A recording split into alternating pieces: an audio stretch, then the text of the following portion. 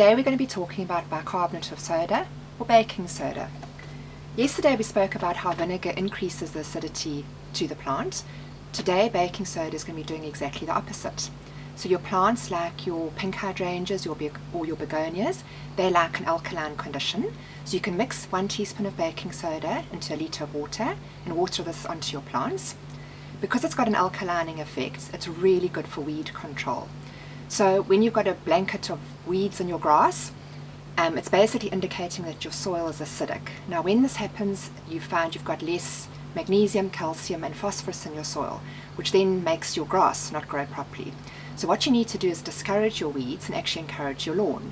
So the best way to do this is to use either lime or baking soda, it does exactly the same thing, and sprinkle it onto your lawn, water it in, and it's a gradual thing. This slowly reduces the acidity of your soil and brings it down to a normal pH, which is what your grass is wanting. And then of course the normal minerals and the fertilizers the lawn is needing becomes more available as well. Now tomatoes also generally are more acidic or tart. The fruit is actually quite tart when the soil is acidic. So if you're going to feed some bicarb to your tomato plants just before the fruit starts to ripen, it will reduce the acidity in the soil and actually make the tomato slightly sweeter. So quite a nice little tip to use there as well. Now my favorite use for bicarb is for ant control. It's very effective because what actually happens is it treats the whole colony way under the ground where the problem actually is happening. Now this is more effective than any chemical that you can use, because when you spray a chemical onto your area where the ant's nest is, you actually are killing off, there are butterflies, bees, everything that will be killed off to that, and it's actually not at all effective to the colony underneath the ground. So by mixing bicarb with finely granulated sugar like icing sugar, the ants actually come for the sweetness of the sugar, but they're eating the bicarb at the same time.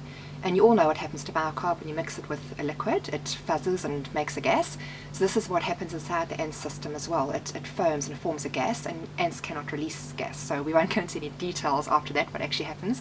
But yes, it eliminates your ants. And best of all, the ants are actually taking this bicarb and sugar mix down to the colony underneath the ground. So it actually is effectively sorting out the whole problem way under the ground. Now just remember, when you're killing off insects and little things like this, it's always best to leave some, because they are beneficial to the environment. Ants actually keep our environment clean. They're eating off all the decomposed matter and keeping everything balanced.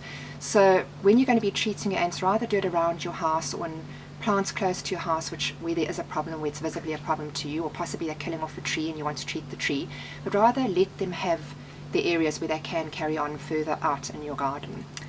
It's also very good as a fungicide. You can mix it with a teaspoon of baking soda with a litre of water, and mix a dash of dishwashing liquid as well as a sticker agent, so basically a teaspoon of dishwashing liquid to this 1 litre mix, and spray your plant leaves with it, so your black spot and any other fungal diseases. It actually smothers it and it messes up the iron inside the actual spores, so it actually stops production of the fungus from there. Bicarb absorbs odours, so your dustbins or compost heaps or anything that might have a bit of an odour, you can sprinkle some bicarb around those areas. It cleans your tools nicely as well. You can actually make a paste with it, so just a bit of water and sort of rub it onto your tools, and you can scrub it off from that.